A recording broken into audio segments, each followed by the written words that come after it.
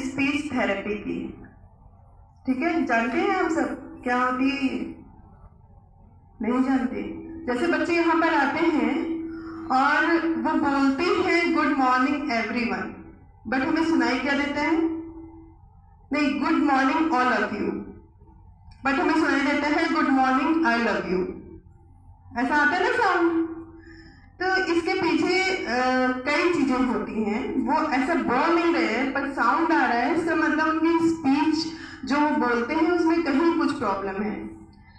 उसके लिए आप हर वर्ड को जब कंप्लीट करेंगे, हड़बड़ाइए मत कभी भी बोलने से पहले, है ना?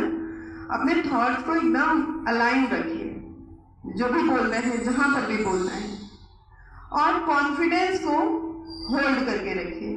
नर्वसनेस होती है, इतने टाइम से मैं भी बोल रही हूँ, मुझे भी होती है ना? तो ये पार्ट ऑफ है, बट उसे कंट्रोल कैसे करना है ये आपको आना चाहिए। और ये तभी है जब एक तो जिस बात पे आप बोलने जा रहे हैं उसकी नॉलेज होनी चाहिए, है ना? जब नॉलेज होगी तो सिर्फ नर्वसनेस होगी, ओवर ये लो कॉन्फिडेंस नहीं होगा। और जब भी वर्ड बोलिए क्लियर बोलिए, हर वर्ड पे अपना टाइम दीजिए। जैसे मैं बोल रही हूँ ना, अपना टाइम दीजिए। अगर मैं इसको इस तरह बोलूँ अपना टाइम दीजिए, तो सुनने में अटपटा लगेगा ना? तो इसी तरह से हर वर्ड को, और ये एक दिन में नहीं होता है, प्रैक्टिस से होता है। और ये प्रैक्टिस आप घर पर कर सकते हैं। जब किसी भी लेसन को उठाइए, इसके लिए जरूरी नहीं कोई आप स्पीच लिख कर रखिए या कोई बायोग्राफी लिख कर रखिए किसी की पढ़िए। आपका जो अपना लेसन है, हिंदी की स्टोरी है आपके पास, इंग्लिश की स्टोरी है आपके पास, उसको शीशे के सामने खड़े होकर पढ़िए, है ना? रीडिंग करिए। जब बार बार आप रीडिंग करेंगे और सामने एक जज बैठा है आपके, जो आईने में, है ना, मिरर इमेज जो है, वो आपको सही से बताएगी कहाँ पर आप गड़बड़े। और बार की प्रैक्टिस से आप यहाँ पर बहुत अच्छा। बहुत सारे बच्चे, आज भी एक बच्चे ने बहुत सुंदर तरीके से अपनी बात रखी।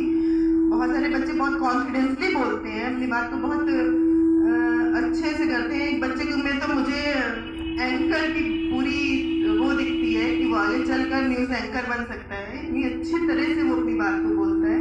तो ये आप सब कर सकते हैं, बस बात को समझने की बात है।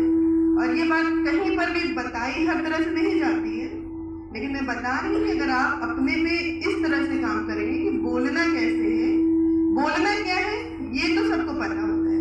जब स्टेज पर जाते हैं तो सबको पता होता है कि हमें बोलना है, बोलना कैसे है, सिर्फ इस पर थोड़ा सा काम करने की जरूरत है। और वो काम आप कर सकते हैं जब आप घर में रीडिंग बार करेंगे।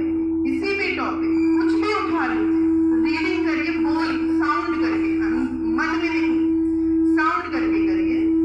तो आपको कहाँ पे पॉज लेना है, कहाँ पर लाउडली बोलना है, कौन से वर्ड को टेक्सचर किस तरह से देना है ना? कुछ ऐसी चीजें आती हैं जहाँ पे आपको अग्रेसिव होना है, कहाँ पर शांत होना है। ये सारे पार्ट जो हैं वो स्पीच थेरेपी में आते हैं। तो इसको आप समझिएगा और इस पे अपने आप पे वर्क करिएगा। तो आप सब यहाँ, ये स्टेज तो प्रैक्टिस के लिए, यहाँ पर तो कुछ गलत भी कोई बोल कर जाता है तो मेरे लिए वो मैटर इसलिए नहीं करता क्योंकि वो बोल कर गया, मेरे लिए इतना काफी होता है ना? आपके अंदर वो कॉन्फिडेंस आ रहा है कि आप स्टेज पर इतने सारे लोगों को फेस करते हुए कुछ भी कह रहे हैं, अपनी बात रख रहे हैं, दैट्स इट। लेकिन बोलना क्या है ये आपको वहीं पर लर्न हो जाता है। अगर आप गलत बोल भी देते हैं, कोई वर्ड निकल भी जाता है, तो आपका माइंड खुद आपको स्ट्राइक करता है कि हाँ ये गलत है, मुझे नेक्स्ट टाइम ऐसा नहीं करना है। तो वो आप खुद अपने साथ डील कर रहे हैं, आप खुद सीख रहे हैं, है ना? लेकिन हाँ, इस तरह से भी अगर आप अपने आप पे काम करेंगे तो और भी बहुत अच्छा होगा। Thank you.